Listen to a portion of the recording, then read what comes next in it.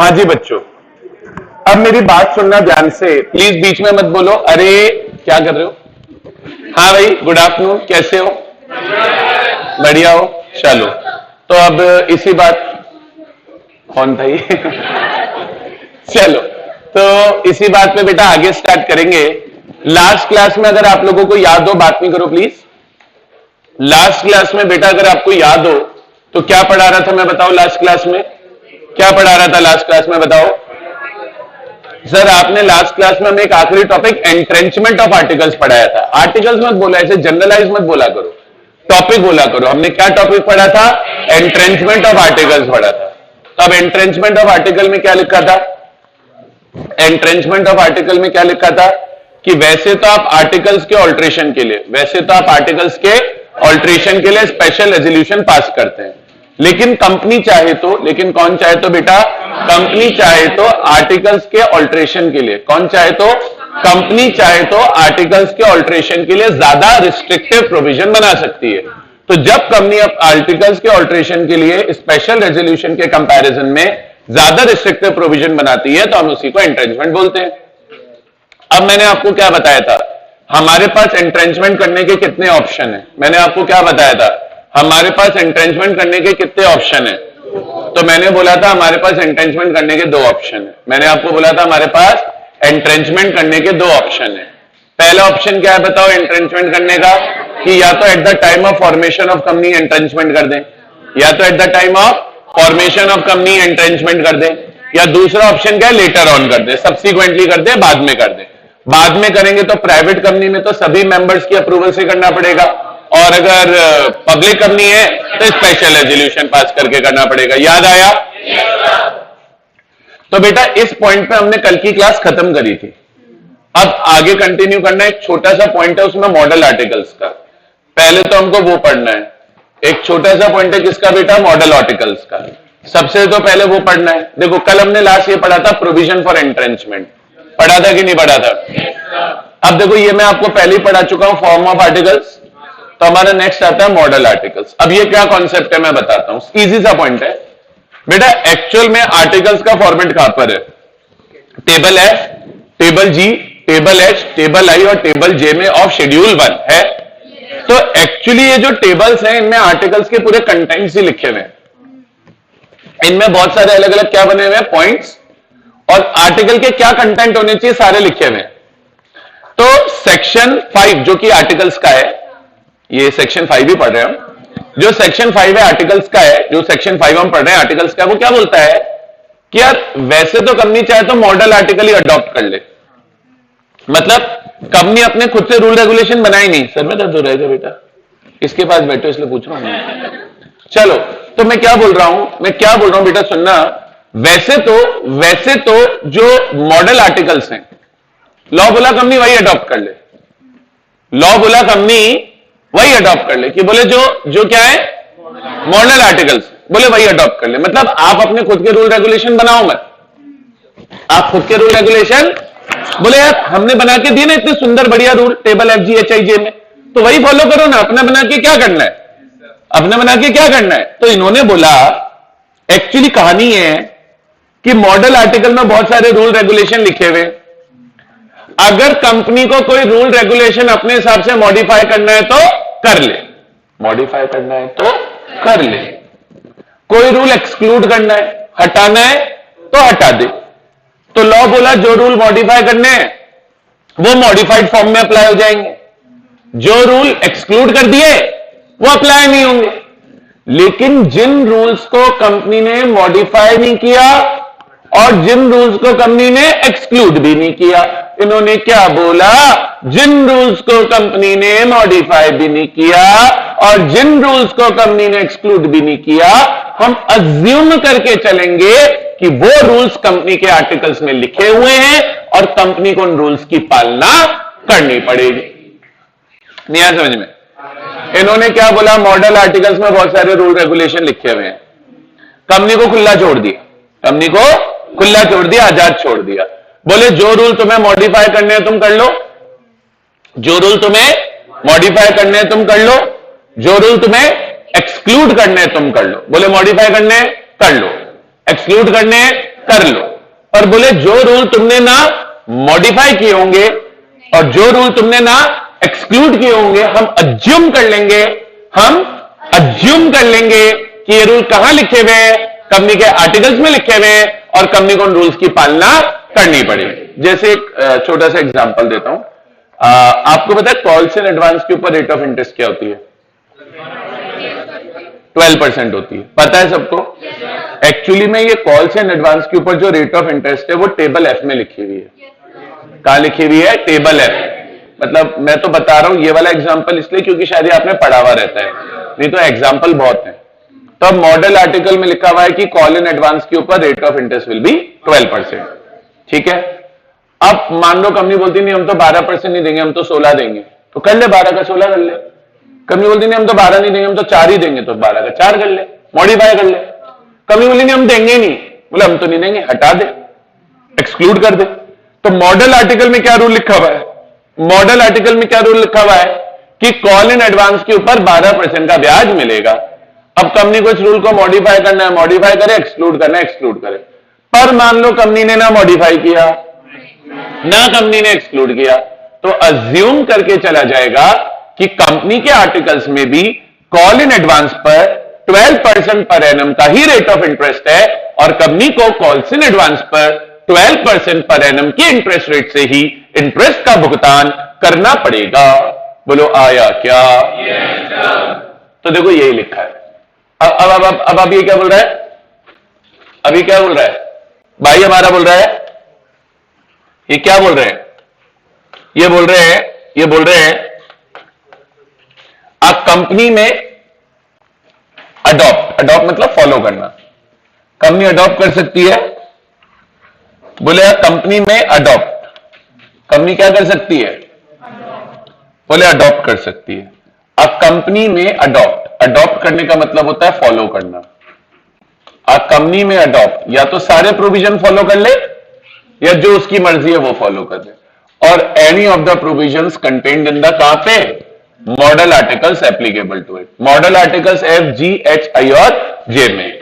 तो लाइन ये बोल दी है कंपनी अडॉप्ट कर सकती है, कंपनी अडॉप्ट कर सकती है ऑल या एनी ऑफ द प्रोविजंस जो कहां पे लिखे हुए हैं? मॉडल आर्टिकल में। मेन मेरे लिए बी पॉइंट है। इन्होंने बोला कि मॉडल आर्टिकल के जो प्रोविजन आप एक्सक्लूड भी नहीं करोगे और मॉडिफाई भी नहीं करोगे, हम अज्यूम करेंगे कि वो आपके आर्टिकल्स में लिखे हुए हैं और वो आपको फॉलो करने पड़ेंगे। तो इन्होंने लिखा है where the registered articles of company, where the registered articles of company, हटा नहीं रहे, एक्सक्लूड नहीं कर रहे, डू नॉट एक्सक्लूड, ना तो एक्सक्लूड कर रहे और ना मॉडिफाई कर रहे, और modify the provisions contained in model articles applicable to it. अगर कंपनी मॉडल आर्टिकल्स के प्रोविजन को एक्सक्लूड भी नहीं कर रही है और मॉडिफाई भी नहीं करी, तो क्या अज्यूम करके चला जाएगा?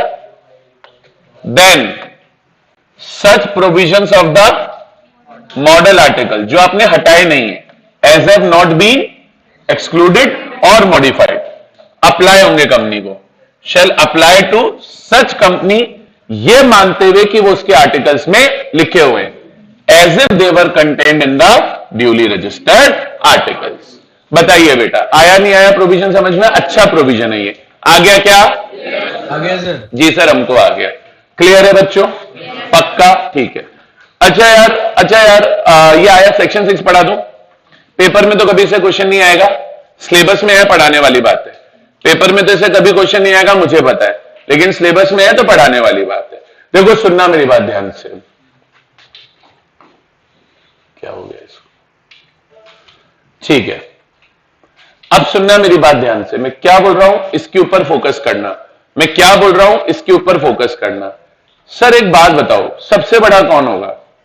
मेमोरेंडम बड़े होंगे, आर्टिकल्स बड़े होंगे, ऑर्डिनरी रेजोल्यूशन स्पेशल रेजोल्यूशन बड़ा होगा, कॉन्ट्रैक्ट अग्रीमेंट बड़े होंगे, या कंपनीज एक्ट बड़ा होगा? सबसे बड़ा कौन है इन सब में?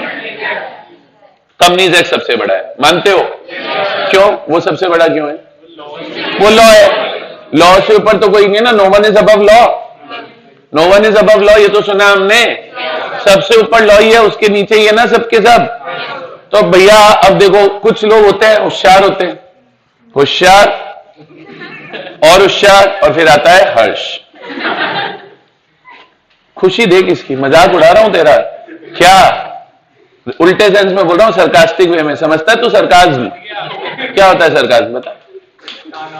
यही है बस, यही। देखो सुनना मेरी बात, तो मैं क्या बोल रहा हूं, मत हंसो इस पे, अभी आधी फीस आई है ऐसे।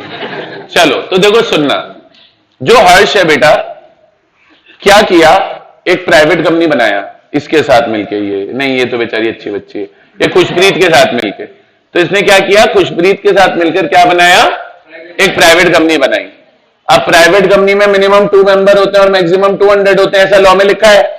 भाई साहब ने आर्टिकल में लिख दिया, हमारी प्राइवेट कंपनी तो 300 मेंबर बनाएगी, जो बन पड़े उखाड़ लो। बारात में है तू है, मतलब कंपनी लॉ बोल रहा है तुम 200 मेंबर बनाओगे, भाई साहब आर्टिकल में लिख रहे हैं हम 300 बनाएंगे, तो बारात में है क्या? अच्छा ये देखो, ये देखो कंपनीज एक्ट में क्या लिखा है, मेमोरेंडम में टोटल 7 क्लॉजेज होते हैं, यही है। अब ये तनीषा और ये भी अच्छी बच्ची है, तो तनीषा और ये श्रेया, ये तनीषा और ये श्रेया शक्ल भी मक्कार हैं दोनों, आप देखो शक्ल देखो। तो तनीषा और ये श्रेया मिलकर एक कंपनी बना रहे हैं, दोनों मिलकर एक कंपनी बना रहे हैं और बोलते हैं कि हम तो अपने मेमोरेंडम में 2 ही क्लॉज दिखाएंगे। बोले हमें नहीं दिखाने, बोले हम तो नेम और ऑब्जेक्ट क्लॉज ही दिखाएंगे। कंपनी तक बोल रहे पगले सारे मैंडेटरी, बोले ना बाहर में जाओ, बोले हम तो 2 ही दिखाएंगे। ऐसा हो सकता है क्या? तो ऐसे ये जो होशियार लोग होते हैं, ये चारों जैसे, ऐसे बेवकूफों के लिए, मां बेवकूफों के लिए बनाया गया सेक्शन 6। सेक्शन 6 बोला देखो भाई साहब, मेमोरेंडम और आर्टिकल्स, मेमोरेंडम आर्टिकल्स, एक जो आपने रेजोल्यूशन पास किए चाहे बोर्ड मीटिंग में चाहे जनरल मीटिंग में, और जो एक आपने अग्रीमेंट्स बनाए, क्या बनाए, वो इनकंसिस्टेंट नहीं होने चाहिए। इनकंसिस्टेंट होना माने कॉन्ट्राडिक्टरी होना। बोले कॉन्ट्राडिक्टरी नहीं होने चाहिए किससे, कंपनीज एक्ट 2013, और अगर कॉन्ट्राडिक्टरी है तो वॉइड होंगे। पहले तो बोला कॉन्ट्राडिक्टरी होने ही नहीं चाहिए, और बोले कॉन्ट्राडिक्टरी हुए तो वॉइड होंगे। पूरा मेमोरेंडम आर्टिकल वॉइड नहीं होगा, जो पार्ट कॉन्ट्राडिक्टरी होंगे वो वॉइड होंगे। लाइक आर्टिकल में बहुत सारे रूल्स हैं, उसमें से इन्होंने एक रूल ये बना दिया कि हमारी कंपनी में मैक्सिमम 300 मेंबर होंगे, तो सिर्फ ये वाला रूल क्या हो जाएगा, वॉइड हो जाएगा, क्योंकि ये कॉन्ट्राडिक्टरी है विद द कंपनीज है। कॉन्सेप्ट क्या है ये डेवलप करो, कॉन्सेप्ट क्या है ये डेवलप करो। कॉन्सेप्ट ये है कि कंपनीज एक्ट 2013 से इनकंसिस्टेंट प्रोविजन मेमोरेंडम में, आर्टिकल्स में, रेजोल्यूशंस में और अग्रीमेंट्स में नहीं हो सकते। पर खुदा ना खास्ता कभी कोई ऐसी सिचुएशन आ जाए कि मेमोरेंडम, आर्टिकल्स, अग्रीमेंट या रेजोल्यूशन इनकंसिस्टेंट हो गए विद द कंपनीज एक्ट, तो जितने एक्सटेंट तक वो इनकंसिस्टेंट है वो पार्ट हो जाएगा वॉइड। बोलिए आया? मतलब कुल मिला के नेट और नेट पॉइंट ये कि कंपनीज एक्ट ओवरराइड करेगा। ओवरराइड मतलब जीत जाएगा, सबको तोड़ फोड़ कर देगा, सबको हरा देगा, उनके विरुद्ध जीत जाएगा। ओवरराइड करने का मतलब टेक्निकल टर्म्स में बोलूंगा तो to prevail over something, to prevail over something, नहीं सुपीरियर उपीरियर नहीं, टेक्निकल सेंस में बोलेंगे तो to prevail over something. Override का मतलब होता है टू प्रिवेल ओवर समथिंग, किसी के ऊपर प्रिवेल कर जाना, उसके ऊपर जीत जाना। तो companies act will override memorandum as well as article, as well as agreements, as well as resolution. और अगर इनकंसिस्टेंसी आई तो जहां जहां इनकंसिस्टेंसी आएगी वो सारी चीजें वॉइड हो जाएंगी। बोलिए क्लियर है? तो पॉइंट क्या है, ना मेमोरेंडम बड़ा ना आर्टिकल, सबसे बड़ा कंपनीज है, ना बाप बड़ा ना भैया। चलो खैर पता ही नहीं आप लोगों को, तो क्या बोलते हैं, ना बाप बड़ा ना भैया, सबसे बड़ा रुपया। ना मेमोरेंडम बड़ा ना आर्टिकल, सबसे बड़ा कंपनीज है। इतना सा कॉन्सेप्ट है, इतना सा सेक्शन है, मुझे नहीं लगता पेपर में सवाल आएगा। It's a very easy provision. Clear है? मैं हाईलाइट कुछ भी नहीं करूंगा इसमें, will just make one plain reading, that's it. पढ़िए। Act to override. ओवरराइड का क्या मतलब होता है, to prevail over others, to prevail over others. Act to override memorandum articles, etc. Section 6. Act to have overriding effect. कौन सा act? Companies Act. The provisions of Companies Act 2013 shall have effect. Effect होंगे मतलब लागू होंगे. Shall have effect मतलब लागू होंगे. बोले कंपनीज एक्ट ही लागू होगा. The provisions of companies act 2013 shall have effect. बाहर में जाए क्या लिखा है? Not with standing. Not with standing मतलब इररेलेवेंट है कि कोई कॉन्ट्राडिक्टरी बात लिखी है. Not with standing. Not with standing का मतलब होता है इररेलेवेंट. इससे कोई फर्क नहीं पड़ता, ये इररेलेवेंट है. Notwithstanding anything to the contrary contained in.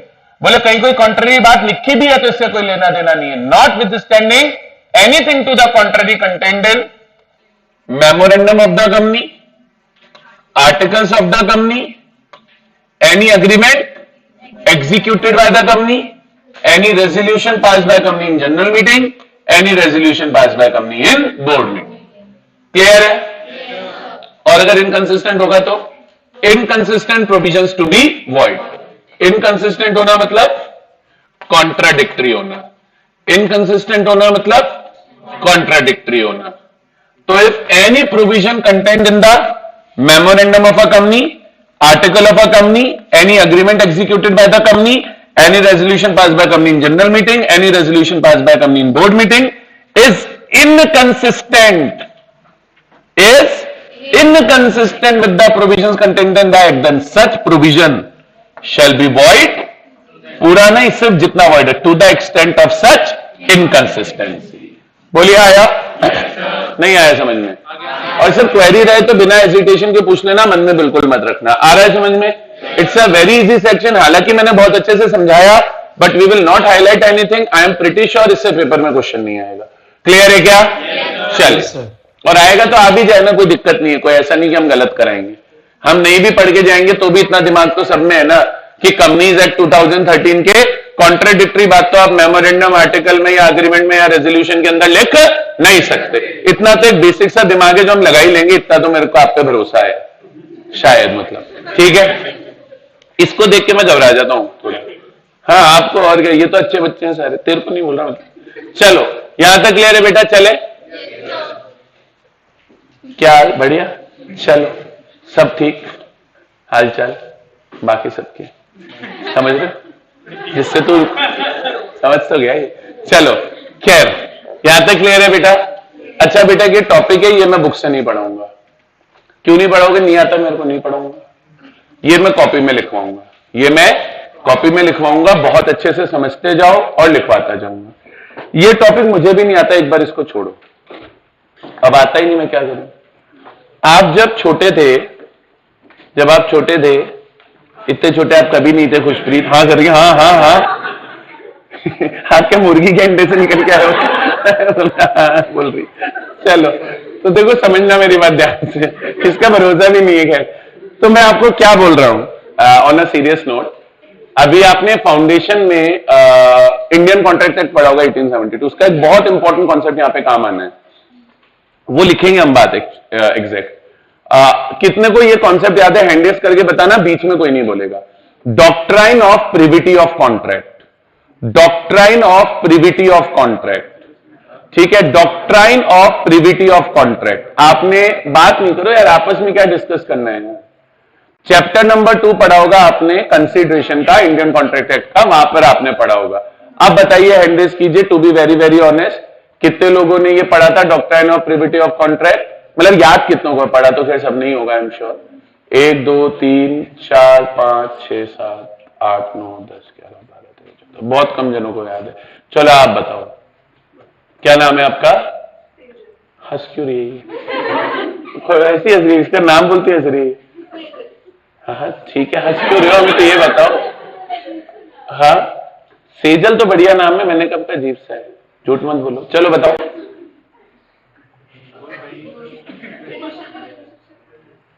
Doctrine of privity of contract. इसीलिए हंस रहा था मैं. बैठो. चलो आप बताओ. Doctrine of privity of contract मतलब जो भी कॉन्ट्रैक्ट के बाहर है, जिसका उस कॉन्ट्रैक्ट में पार्ट नहीं है, वो उस कॉन्ट्रैक्ट से बाउंड नहीं होगा. ठीक बात है, सही बोल रही है. सर सुनो एक बार, अब मैं याद दिला रहा हूं क्योंकि जब तक आपको जब तक आपको ये कॉन्सेप्ट समझ में आएगा नहीं, मैं ये टॉपिक को छेड़ नहीं पाऊंगा। सर पॉइंट ये है, doctrine of privity of contract में पहले जो वर्ड प्रिविटी है उसका मतलब समझो। प्रिविटी वर्ड का मतलब होता है प्राइवेट अफेयर। ऐसा बोलते हैं कि अगर कॉन्ट्रैक्ट दो पार्टीज के बीच में बन रहा है तो वो उन पार्टीज के बीच का प्राइवेट अफेयर है। आज मान लो मेरे और तनीषा के बीच में कॉन्ट्रैक्ट बना, तो वो मेरे और तनीषा का प्राइवेट अफेयर है, प्राइवेट मैटर है, उसमें किसी थर्ड पार्टी को कोई राइट नहीं मिलेगा। मान लो मेरे और तनीषा के बीच में कॉन्ट्रैक्ट बना कि मैं तनीषा को गाड़ी बेचूंगा और तनीषा मुझे पैसा देगी। अब मान लो मैंने इसको गाड़ी बेच दी है, मेरा पैसा नहीं चुका रही, तो मेरा राइट है इस पे कोर्ट केस करने का। वाइस वर्सा समझो, मान लो इसने पैसा दे दिया, मैं गाड़ी नहीं दे रहा, तो इसका राइट है मेरे ऊपर केस करने का। तो हम दोनों का एक दूसरे पे राइट है, हम दोनों एक दूसरे के ऊपर कोर्ट केस भी कर सकते हैं, लेकिन किसी तीसरी पार्टी को कोई अधिकार नहीं है। अब तनीषा की बहुत अच्छी दोस्त है दिव्यांशी। अब सोचो क्या हुआ, मैंने इससे पैसे ले लिए, इसको गाड़ी बेची नहीं, तो दिव्यांशी को गुस्सा आ रहा है, अभिषेक सर आपने मेरी दोस्त दिव्यांशी के साथ धोखा किया है, नहीं ये तनीषा के साथ धोखा किया है। बोले मैं आप पे कोर्ट केस कर रही हूं। मैं, अरे तू कौन भाई, तू कौन? जबरदस्ती कॉन्ट्रैक्ट मैरिज के बीच में बना अलग ही। ये वही वाली बात हो गई बेगानी शादी में अब्दुल्ला देवान। क्या आपको क्या लेना देना है? कॉन्ट्रैक्ट किसके बीच में बना है? फिर आप क्यों बीच में बोल रहे हैं? चुप रहिए। ऐसा मैं नहीं बोल रहा, मैं बहुत बड़ी आदमी, ऐसा लॉ बोल रहा है।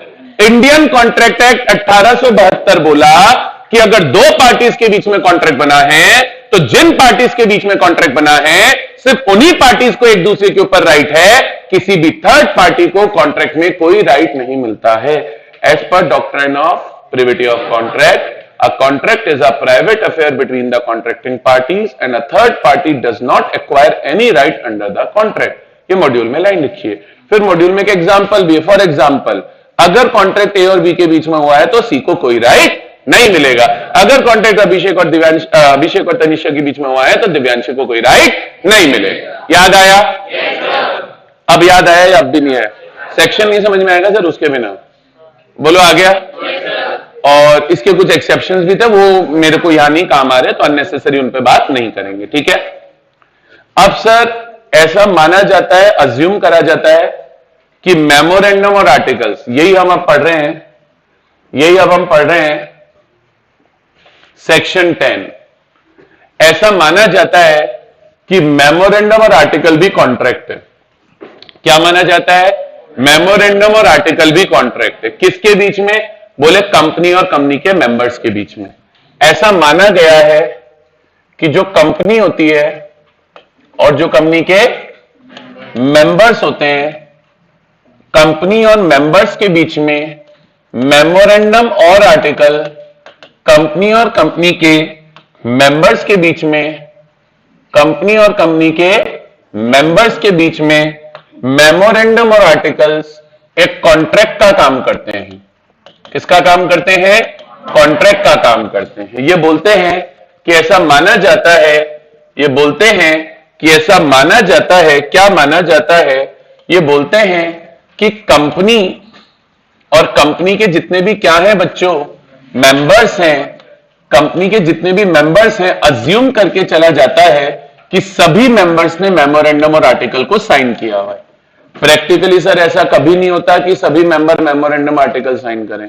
सोचो एक कंपनी है जिसके शेयर्स स्टॉक एक्सचेंज पर लिस्टेड है, उसके मेंबर्स रोज बदलते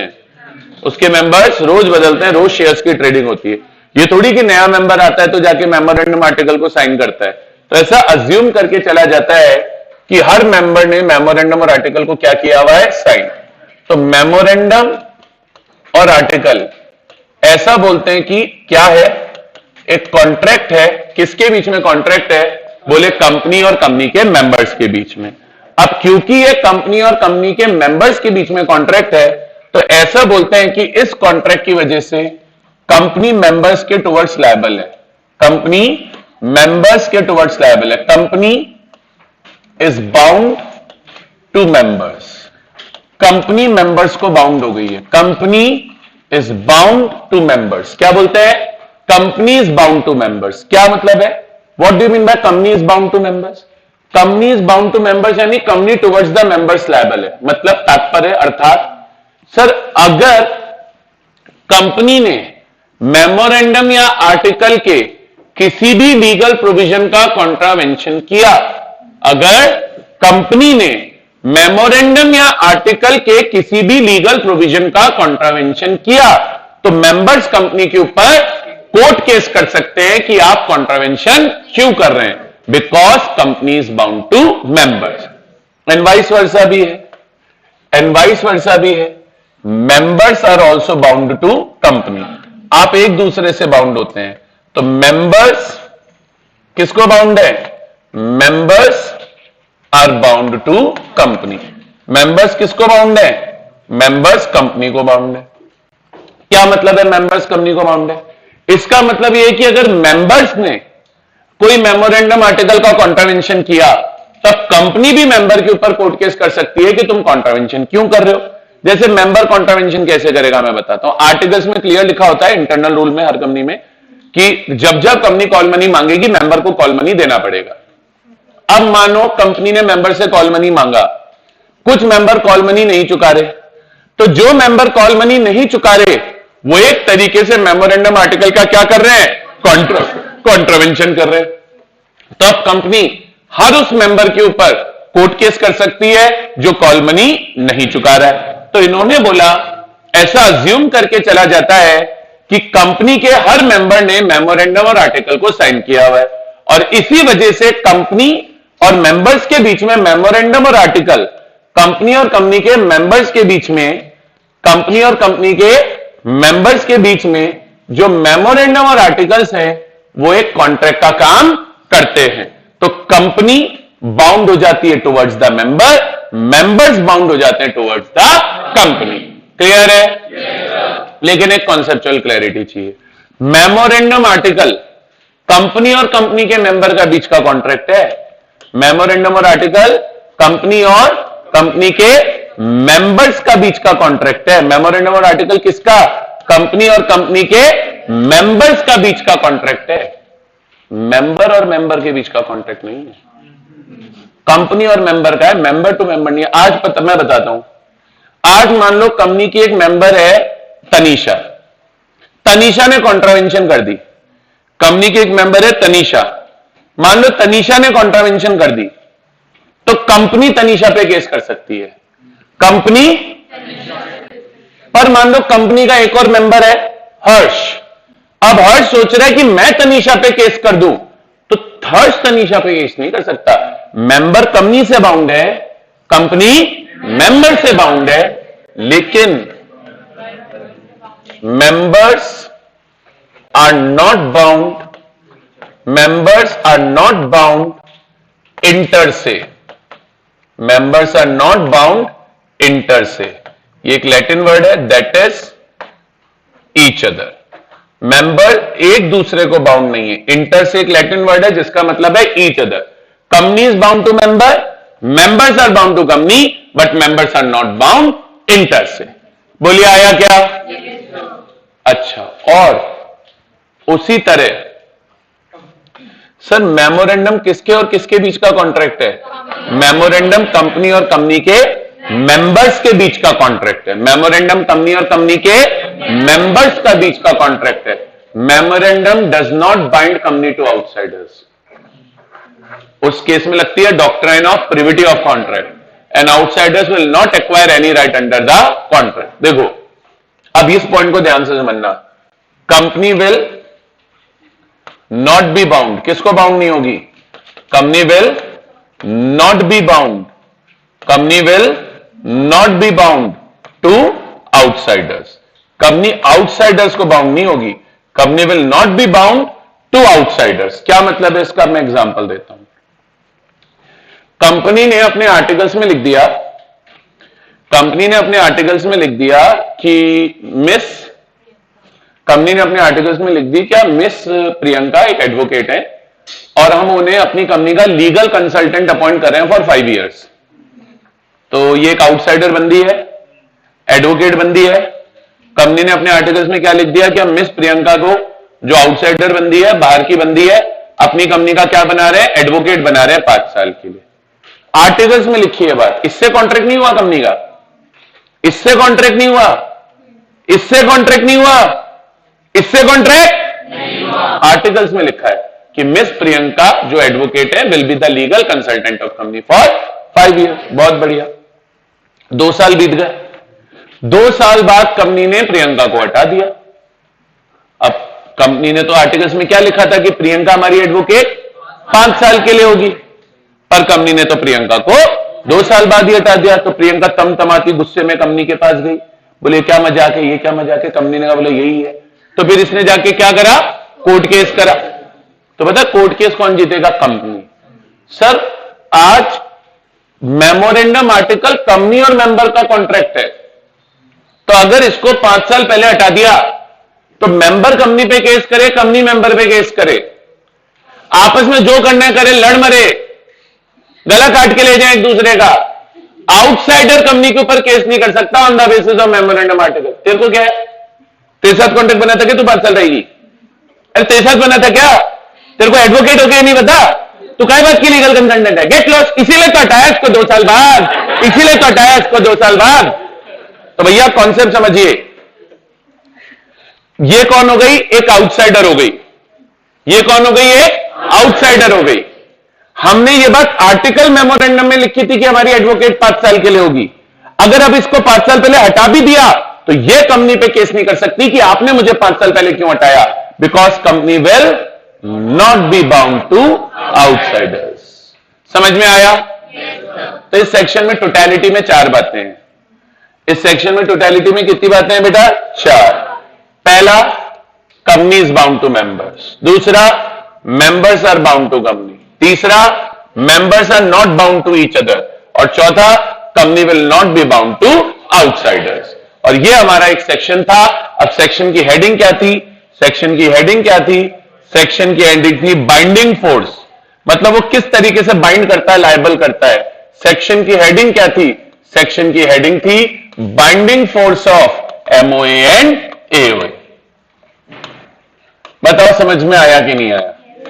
अब आप ये एग्जांपल बना लो, थ्योरी में डिक्टेट करूंगा। सबने बना लिया या किसी के लिए मुझे वेट करना है? करो बेटा।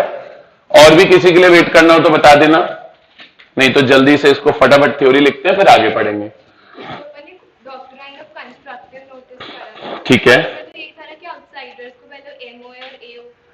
हाँ तो यहाँ पे आप डॉक्ट्राइन ऑफ कंस्ट्रक्टिव नोटिस भी लगाएंगे साथ में। भाई आउटसाइडर ये बोल सकता है ना कि भाई आपने मेमोरेंडम आर्टिकल में लिखा हुआ था, तो फिर सेकंड आर्गुमेंट ये भी आएगा कि भाई आप मेमोरेंडम आर्टिकल पढ़ के क्यों नहीं आए, और पढ़ के आए थे तो हम तो अज्यूम करेंगे कि तुम पढ़ के आए थे, और पढ़ के आए थे तो फिर तुम्हें पता होना चाहिए था कि तुम कितने साल के लिए हो, 5 साल के लिए। तो वहां पे तो केस तब बनता ना, वहां पे तो केस तब बनता जब ये 5 साल पहले छोड़ के जा रही होती। कंस्ट्रक्टिव नोटिस तो operates against outsider in favour of company है ना, तो वहां पे तो अगर ये 5 साल पहले छोड़ के जा रही होती तो कंपनी इसको रोक लेती, बोले इधर आ। समझ गए? अभी तो इसको हटा दिया बेचारी को, उसमें कंस्ट्रक्टिव नोटिस का क्या काम है, कोई काम नहीं। और जो फर्स्ट वाली तो अल्ट्रा वायर्स थी, उससे क्या मतलब है, कंपनी ने कोई अल्ट्रा वायर काम थोड़ी किया। भाई पार्ट ये थी 5 साल के लिए बना सकते हो, हमने 2 साल के लिए हटा, 5 साल के लिए बनाया था, बाद में हटाया है, पहले तो 5 साल के लिए बनाया था। तो अल्ट्रा वायर का तो कोई काम ही नहीं है यहाँ।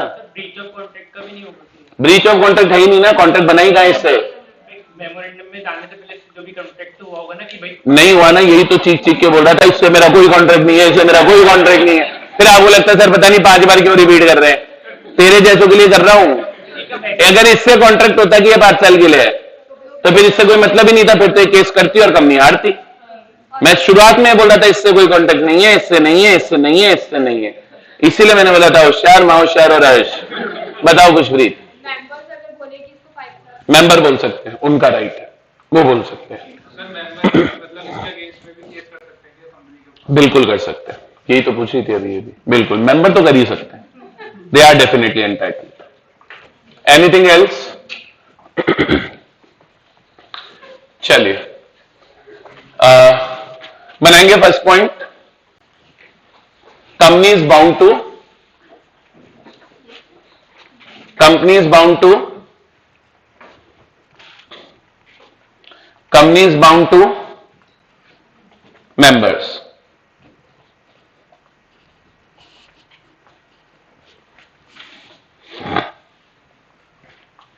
फर्स्ट इंप्लाई लगाएंगे, every member of company is deemed to have signed, every member of company is deemed to have signed memorandum and articles. Every member of company is deemed to have signed memorandum and articles. Every member of company is deemed to have signed memorandum and articles. Next में लगाएंगे, therefore company is bound to, therefore company is bound to, therefore company is bound to members, therefore company is bound to members. Next imply लगाएंगे, members can file a suit against company, members can file a suit against company, members can file a suit against company, members can file a suit against company in case of contravention of memorandum and article, in case of contravention of memorandum and articles, in case of contravention of memorandum and articles by company, in case of contravention of memorandum and articles by company. Second point बनाएंगे, members are bound to company, members are bound to company, members are bound to company.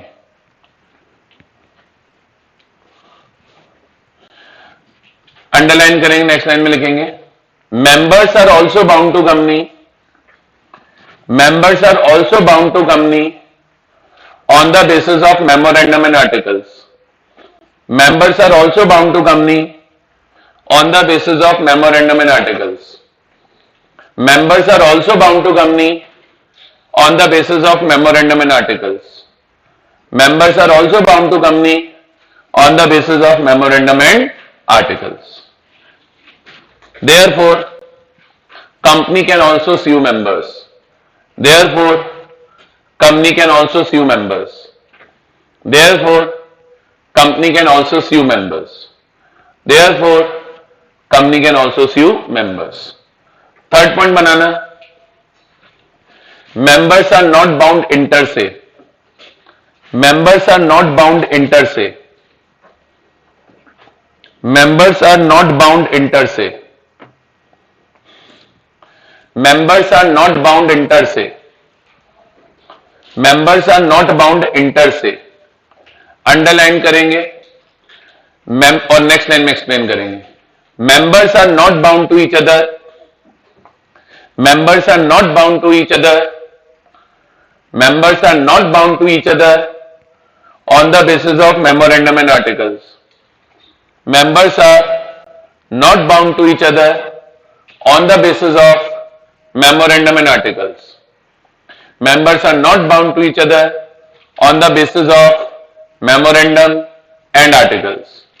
Members are not bound to each other on the basis of memorandum and articles. Last fourth point बनाएंगे, company is not bound to outsiders. Company is not bound to outsiders. Company is not bound to outsiders. Company is not bound to outsiders. Company is not bound to outsiders. Underline करेंगे, next line में explain करेंगे. Memorandum and articles do not bind the company. Memorandum and articles do not bind the company to the outsiders. Memorandum and articles do not bind the company to the outsiders because stranger to a contract, because stranger to a contract, because stranger to a contract does not acquire any right, because stranger to a contract does not acquire any right under the contract, because stranger to a contract does not acquire any right under the contract, because stranger to a contract does not acquire any right under the contract. ठीक है, next imply लगाएंगे, next imply लगाएंगे इसी में, an outsider can not sue company, an outsider cannot sue company, an outsider cannot sue company on the basis of memorandum and articles. An outsiders cannot sue company on the basis of memorandum and articles. आ पा रहा है बेटा?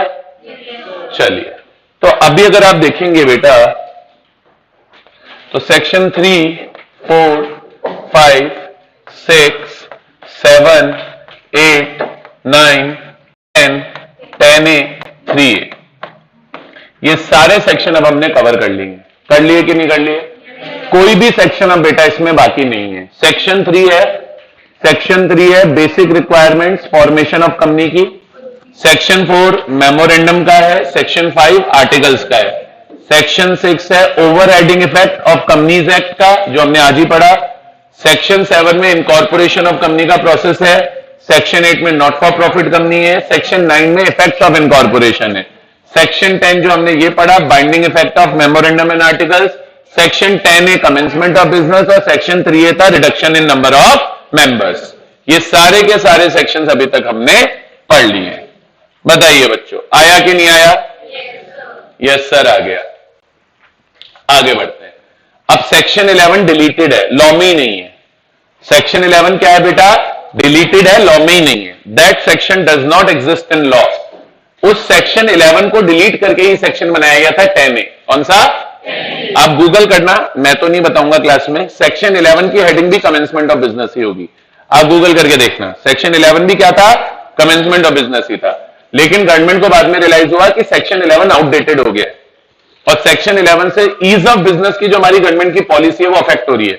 सरकार ये चाहती थी कि business को करना आसान बने, तो ईज ऑफ डूइंग बिजनेस को देखते हुए सरकार ने सेक्शन 11 को तो डिलीट कर दिया और उसी की जगह एक नया सेक्शन बनाया गया 10A। ठीक है, तो 11 है ही नहीं, वो डिलीटेड है। तो बाय डिफॉल्ट अभी अगला सेक्शन कौन सा आएगा?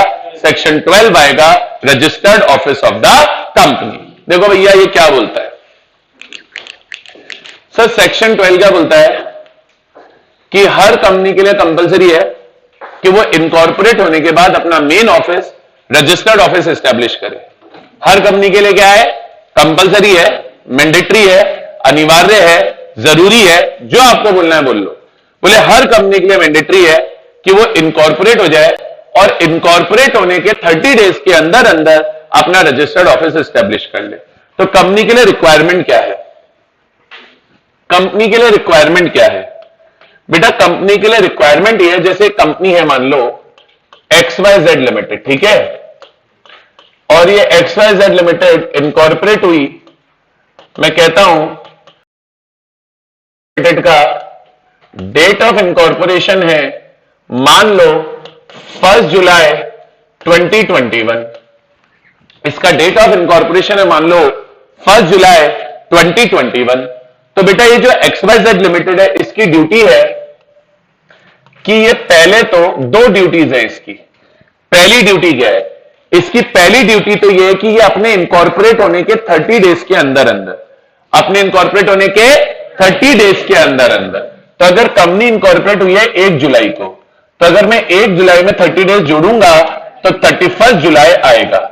तो इस कंपनी को अपने इनकॉर्पोरेट होने के 30 डेज के अंदर अंदर रजिस्टर्ड ऑफिस एस्टेब्लिश कर लेना है। इस कंपनी को अपने इनकॉर्पोरेट होने के 30 डेज के अंदर अंदर रजिस्टर्ड ऑफिस एस्टेब्लिश कर लेना है। तो XYZ लिमिटेड की पहली ड्यूटी क्या है कि डेट ऑफ इनकॉर्पोरेशन से 30 डेज में रजिस्टर्ड ऑफिस एस्टेब्लिश कर ले। रजिस्टर्ड ऑफिस क्या कर ले? एस्टेब्लिश। अब चलो कंपनी ने अपना रजिस्टर्ड ऑफिस एस्टेब्लिश तो कर लिया, मैं कहता हूं चलो कंपनी ने अपना रजिस्टर्ड ऑफिस एस्टेब्लिश तो कर लिया। अब गवर्नमेंट को क्या पता, सरकार को क्या पता कि भैया इन्होंने 30 डेज में एस्टेब्लिश किया कि नहीं किया? तो इन्होंने बोला पहले तो एक काम करो, डेट ऑफ इनकॉर्पोरेशन से 30 डेज में आप अपना रजिस्टर्ड ऑफिस स्टैब्लिश करो, और डेट ऑफ इनकॉर्पोरेशन से ही 30 डेज के अंदर डेट ऑफ इनकॉर्पोरेशन से ही 30 डेज के अंदर अंदर फाइल करो। क्या करो? फाइल करो। किसे? आरओसी को। क्या फाइल करो?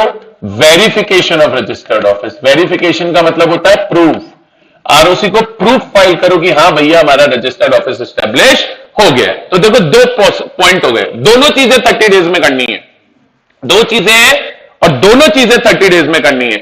सबसे पहला तो कंपनी को अपने इनकॉर्पोरेशन के 30 डेज के अंदर अंदर, सबसे पहले तो कंपनी को अपने इनकॉर्पोरेशन के 30 डेज के अंदर अंदर रजिस्टर्ड ऑफिस एस्टेब्लिश करना है, और रजिस्टर्ड ऑफिस एस्टेब्लिश करके किसको?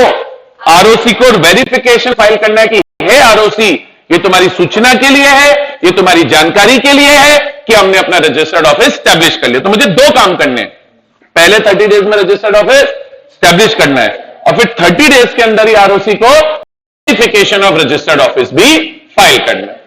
फाइल होगा प्रिस्क्राइब्ड फॉर्म में, प्रिस्क्राइब्ड मैनर में, और प्रिस्क्राइब्ड फीस के साथ। प्रिस्क्राइब्ड फॉर्म रूल बताएगा, प्रिस्क्राइब्ड फीस रूल बताएंगे, प्रिस्क्राइब्ड टाइम रूल बताएगा, नॉट पार्ट ऑफ सिलेबस। ठीक है, तो हमको सिर्फ इतना याद रखना है कि every company is required to establish registered office within 30 days from the date of its incorporation, and then company shall file to ROC a verification of registered office within 30 days in the prescribed manner. That's it.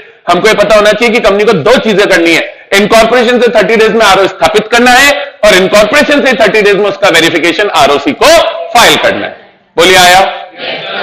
एक point और, अगर किसी reason से company अपना registered office change करती है, किसी भी रीजन से XYZ, अगर कंपनी किसी भी रीजन से अपना रजिस्टर्ड ऑफिस चेंज करती है, कोई भी रीजन से, तो अगर कंपनी अपना रजिस्टर्ड ऑफिस चेंज कर रही है, अगर कंपनी अपना रजिस्टर्ड ऑफिस चेंज कर रही है, तो जिस दिन रजिस्टर्ड ऑफिस चेंज होगा, जैसे आज मान लो कंपनी का रजिस्टर जयपुर में था, रजिस्टर्ड ऑफिस जयपुर में था, कंपनी ने जयपुर से अपना रजिस्टर्ड ऑफिस शिफ्ट कर लिया मान लो अजमेर में, या जयपुर से रजिस्टर्ड ऑफिस शिफ्ट कर लिया मे बी अहमदाबाद में या दिल्ली में, या with in Jaipur he change हो गया।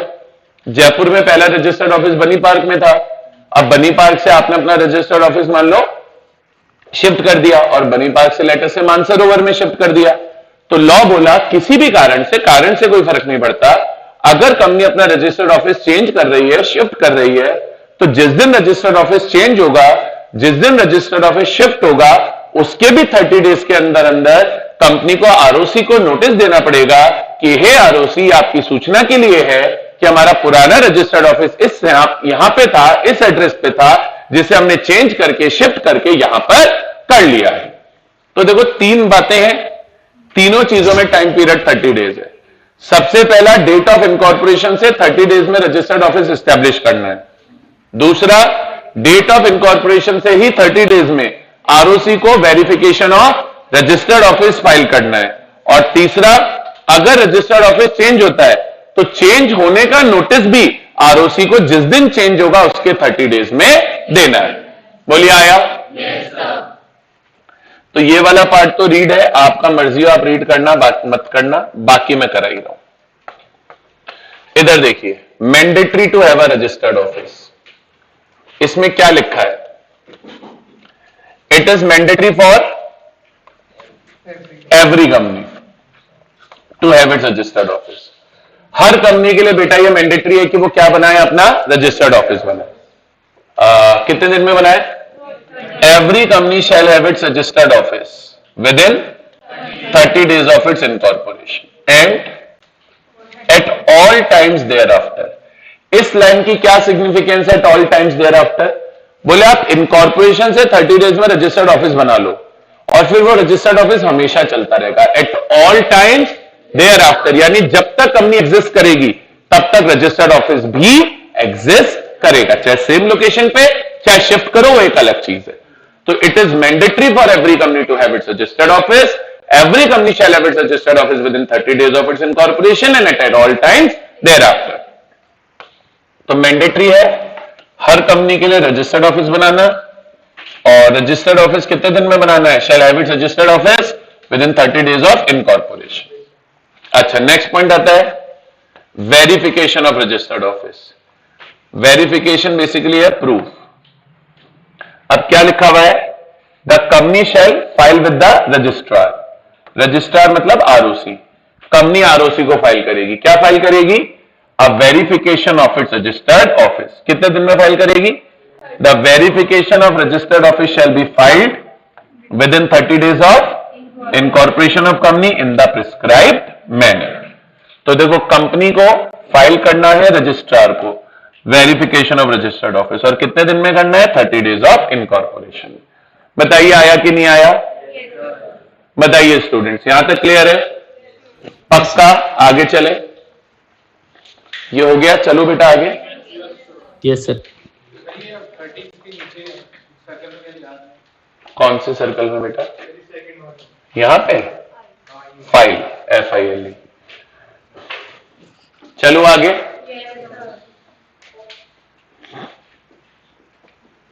नेक्स्ट आता है notice of change of registered office. तो इसमें क्या लिखा है, notice of every change in situation of registered office shall be given to the registrar. The notice shall be given within 30 days of such change. The notice shall be verified in the prescribed manner. Prescribed का मतलब prescribed by rule. कहीं पे rule syllabus में होंगे, साथ के साथ पढ़ा दूंगा, नहीं पढ़ा रहा हूं मतलब वो सिलेबस में नहीं है। मॉड्यूल खोलोगे, नहीं मिलेंगे, चेक कर लेना, मिल जाए तो मुझे भी बता देना। तो नोटिस देना है चेंज का, किसको देना है, आरओसी को, और कितने दिन में देना है, 30 days ऑफ चेंज। जस्ट ये इतने से कीवर्ड है इसमें, बोलिए आया।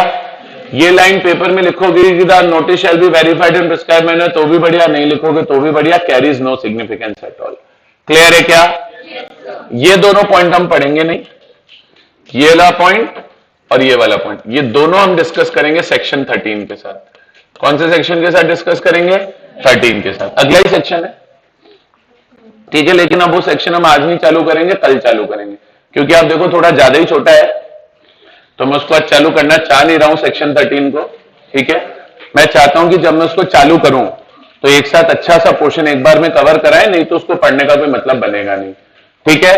तो बेटा अब जब अपने कल मिलेंगे तो सेक्शन 13 पढ़ेंगे, और सिर्फ वही सेक्शन कल की क्लास में चलेगा।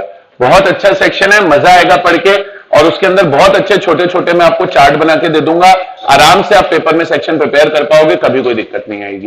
पहले मुझे बताइए यहां तक सबको क्लियर हो रहा है? तो आज की क्लास में मैंने क्या पढ़ाया, ज्यादा कुछ नहीं पढ़ाया, 4-5 छोटी छोटी बातें हमने आज की क्लास में पढ़ी।